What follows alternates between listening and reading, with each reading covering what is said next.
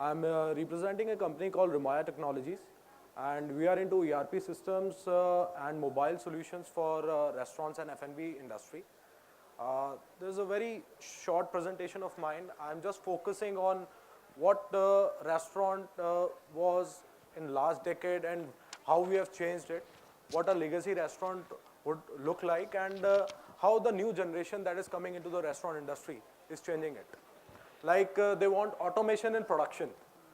They want to control the quality of the product by automating their production. The second thing is that they want a better order management system, better delivery management, like hygiene standards have to be improved. And what you have in restaurants nowadays, they are moving to a quick service restaurant format because it's give them a better return and it gives them better brand presence. So I'm just focusing on few of the challenges that are faced by QSR industry, like queuing problem at QSRs. You get long queues because we have a very limited time to order the food. And you know, at QSRs, you will generally find one cashier who is taking an order, and you know, when customer is standing in front of the cashier, he is making a decision. He's just seeing a menu on the top and try to make a decision. Meanwhile, what happens? We have long queues. What long queues results in? Loss of productivity, lack of customer satisfaction, and you know, in terms of loss of revenue as well for the restaurants. And as you see that customer don't want to queue again for reordering. Like it's all prepaid system in QSRs. So customer want that, you know, oh, I just want to again queue up for getting one more sandwich. Oh no, I don't want to do like that. So what we have to offer in this kind of a solution? My product name is QSR King. We do queue management. This product uses tablet for ordering. Like you have long queues and one cashier and your manager or supervisor can walk into the queue, take the order of the customer. And the best part is that my tablet ordering process, it's directly linked with your kitchen or a delivery system. And it's directly linked with the POS terminal which cashier is using. So customer is queuing only for paying cash. That's it. His order is in process. So what he feels? Like he feels satisfied that he is in the queue to pay the cash, but his order is getting ready in the kitchen, and when he steps out of the queue, he will get the order. So this is a kind of a satisfaction that customer will achieve. And as for the owner is concerned, he is more concerned of upselling his goods. Like customer is eating while he is sitting on the restaurant, he is eating the food. A manager can go and ask very swiftly that, would you like to take some cold drink? Can I order it for you? So there, your QSR turns into a prepaid system, and you upsell the thing, and you can do the billing of that remotely also. That is the one part of it. It saves times of ordering and increases the sale value. So that is again a very challenging thing. Like think of a situation, your QSR is placed in a commercial tower. There are thousands of people working over there. In a lunch or a evening tea session, if you get 300 or 400 orders, how you will serve it? That is a challenge, you know. So we have a system like we have applications built in mobiles or tablets that customer can directly order from their office. They can do online ordering, and the QSR will get it in their system. So that is the best thing that you can have.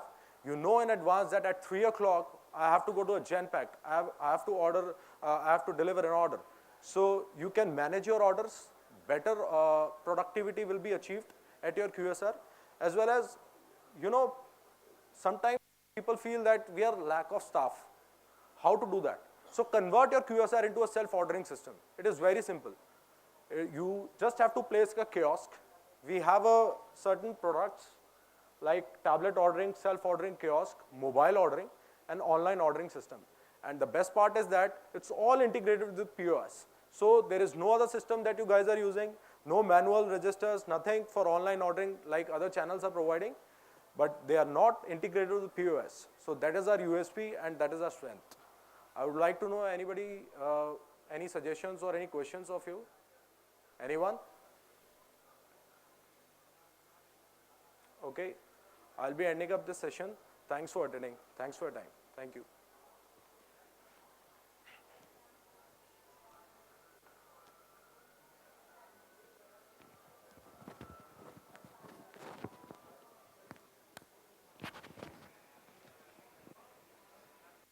satisfaction. So you want the 100% clear picture because you actually want to improve. Am I right? So Absolutely. in that case, hire a company that specializes in auditing corporates. We will connect on this offline. If you need any help in this, let me know. Yes, I would. Any other question? One last one, please. Okay. You talked about sampling records that anybody can, can come back to you and say that I had food at your place and I got affected or Correct. something. And then you should have the samples ready Yes. from that Your food vendor which was needs to have served samples last ready. night or probably. Yes. Either the vendor Till or you. what now. time the samples need to be kept? How much time? Yeah, till what Normally time? I mean, 72 hours. 72 hours? Normally. Okay. Yeah. But again, you have to also have a disposal record. So you have a sampling record, and then ahead you have a disposal record. After 72 hours, they were disposed. All right. Right? Thank you. Some questions here? Yeah. Yeah, one second.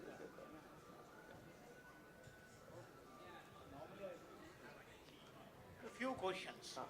We are exporting ice creams from Dubai to Okay. India, Okay. premium type of ice cream. Can you get the mic closer? Sir? Yeah. We are exporting ice creams from Dubai to India. These are premium ice creams under a premium brand. Well, let me not go into 2% of that. A few issues we are facing off late from the importer. Again, importer is from our own group company, we don't mind. One is, it's related to already somebody asked here, the way we label our product. For example, in a chocolate coated ice cream, I think many of you know it, a chocobar type of ice cream. The way the labeling is done in India is, first they will define the ice cream and then they will say it as an outer covering, which is basically cocoa solids, fat, cocoa powder, whatever it is. Okay? In the other parts of the world, the way they label is slightly different. Correct. Ice cream layer or chocolate layer. Correct. So it's a situation which is not wrong, the way we are labeling Correct. an exporter from other countries. They are not wrong, but the requirements in this country are different. How to address such situation? See, now you It cannot. is not technical, but it is nearly technical. Absolutely. Yeah. But see, it's practical. I mean, end of the day, you're facing that problem over here. See, now you cannot change the law in the country, obviously, right? The way to do it is either now, if India is a significant part of your export, you will remake the packaging for that differently to comply to the norms of the country. Two is the importer here then can add a sticker or add something to comply to the laws of the country. This is normally how it is done. I'll not get into the specifics of your product per se, but these are the two ways that it happens. One is that the importer will change, I mean, the exporter itself will change the packaging. Only one question pertaining to this. Later on, I will pass on the mic to him. The volumes for a particular country in many cases will be too small. Correct. Okay. Having these IML containers which are coming from European countries, for such small volumes is difficult. You mean to say that such a declaration labeling is allowed by way of sticker insertion by the importer? Yes. Okay. Next question will be from. There are particular regulations in the various countries, right? In India, the Allura red is banned as per FS Allura red color. It is synthetic correct, color. correct. It is banned in India. Okay. But in various countries, like European countries, in America, in Dubai, it is allowed to use. But what is the basic behind the ban in India? See, any item which gets banned in a particular country is decided by the scientific panel of that country. Now, India as a country has a scientific panel where the scientists, who on whatever basis have decided. Now, I also don't know on what basis they have decided. Now, sometimes bans are copied. What I mean a ban is copied is, country has not done any research. Usne kiya hai to main karunga. That's the logic many a time, because you don't see any research which declares a ban on a particular product has to have very in-depth research, cannot happen in 5-10 days. It's going to take time unless it's a very known, like, oh, somebody ate it and fell in and died. So unless it's something that pathogenic or that deadly, ban which is, let's say it's a carcinogen, oh, in the long term it causes effect. I don't think the country may have done that kind of research, or may have done also, but end of the day it's decided by a scientific panel. And you and I don't have access to that panel, we don't have access to their findings. We should, but at the moment we don't have access to their findings. But once it is decided, it's very difficult to undo it, unless there's a lot of pressure from the government, from the industry, saying that no, this is wrong. Okay. If there's no pressure, let's say for your one specific product, Is there any way to complain against this or you make can, a see, you suggestion? can obviously write to FSSAI saying that, hey, this product is, or this particular ingredient is allowed in 20 other countries, 50 other countries. Here is the documentation saying that this product is okay. but do not expect a response back in a day or a week or a month or a year. Okay. What? It's a long process and it is not something that is very easily driven, and for one-off product, one-off thing, nothing will happen. I'm telling you that also. Okay, one more question. Regarding these vendors, you have mentioned that if the vendor is having the license from FSSI, then there is no need for Form E. If the vendor is not having the license, then he should fill the Form E, which is the guarantee. Correct. But that guarantee, whether it is helpful or it is Of course it's enough. helpful. See, it is helpful. Tomorrow, I'll give an example. I am a manufacturer who uses your ingredient. Tomorrow, something in my end product goes wrong, and if I'm able to prove that it was not my 95 other ingredients, my 96th ingredient which was yours, may problem tha, then I am absolved of responsibility and I can point to you, right? But if This is for pointing only, but it is not the assurance, because it's not assurance, it is more of a legal. Yeah, It's it is legal it- assurance. It is Put it legal that way. It's a assurance. legal If- assurance if, that- if there is something went wrong in the future, or it will be in the wrong in the future, you will have to just fight with the vendor. That Correct. is for that only. Correct. But it is not guarantee. It is No, not the it is assurance not of a that particular COA. product. It is not a COA. It is not the COA, It is right. not the proof of quality. It is guarantee It of should quality. be, but it should be there, no? It should be there. So see, that is where you come in, right? I mean, the importer will come in saying, you know, I want COA, I want a third-party report saying that this is passed, which happens. See, today, entire world trade works on that. Nobody works on a Form E, right? World trade happens on quality checks, quality norms being set, quality, checks being done, where the person importing it will dictate from where that consignment should get tested. A normal report may not fly. He may say, no, go to this particular facility or go to any accredited lab only. Normal lab will not do. So it depends completely on business to business. There is one Drugs and Remedies Act, Yeah. Drug and Magic Remedies Act, Okay. which says that you cannot market a product which claims something unusual treatment of the ailments like obesity or purification of blood or reduces cholesterol or diabetes. So as per that act. Now, is it possible for a drug inspector to seize a FSSAI approved product which has been already approved by FSSAI and all the documentation have been submitted to FSSAI? So is it possible for that department to seize that under that act? Okay. Because- Technically, no. The reason is, see, if it falls under FSSAI, it's not a drug because drug is not covered by FSSAI. No, but is it possible that they say that it is not a drug, but it is something like a material or Like a something nutraceutical. like nutraceuticals? Correct. So if it's a nutraceutical, it forms under jurisdiction of FSSAI.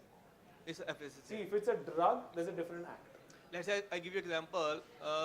Neem. Neem is a product which you can say that it purifies the blood. Correct. So can they object on that? That you can't use that it purifies the blood, or they may ask some kind of documentation for that. See, now, Even it neem is again approved. is an ingredient in a product, right? Yeah, let's now say neem a capsule, product will neem be either capsule. classified as under FSSAI or it will be classified under FDA or the Drug Act, correct? If it falls under food, if it falls under FSSAI, then FSSAI rulings will be final. If it falls under drug, then drug rulings will be final. Now, if a product is technically approved by FSSAI, Yeah, it is it approved. should not be under the Drug Act at all. So if it happens, then one should report to FSSAI, Then you should go to FSSAI and FDA. FD also. Yes. Write to the head of the company, write to respective heads directly. Right? Thank you. As per safety as concerned, how much fire extinguisher installed in how much area, or how to calculate? No, sorry, I didn't get the question. As per safety as concerned, how much fire extinguisher Fire extinguisher. installed in this area? There is, How to calculate? this doesn't fall under FSSAI because it's not related to food Safety is safety. concerned, the FSSI. But again, the generic thumb rule, if I remember correctly, for every, I think, 2 to 4,000 square feet, one fire extinguisher is required. 2 to 4,000 square. Again, don't quote me on this because I'm not an expert in this. I'll be open with you. I know this because in our facility we have it somewhere. I think for every 3,000 square feet, there's one fire extinguisher. It might be under health and safety. This is in a different act. This is not under Food Act. This is under Health and Safety. Sorry, Fire. Under the Fire Act, this is there. Health and safety or not? Health and Safety. But again, that's not an act in India. So in India, you'll basically, if you want to know more about this, talk to a fire safety consultant. He'll be able to guide you. Or I'm very sure there's a Fire Act under which this is covered. In India, we don't have civil. No, I mean, I don't know if this falls under civil defense. I'm actually not an expert in this, so I'm not the right person to answer this. 10 square meter, that's it. So 100 square feet. My God. 12 square meter, okay, not 100. What, 1000 square feet? Ah. Okay. So I think you can probably Google this, you'll get an answer for this. This is related to product lab testing. Okay.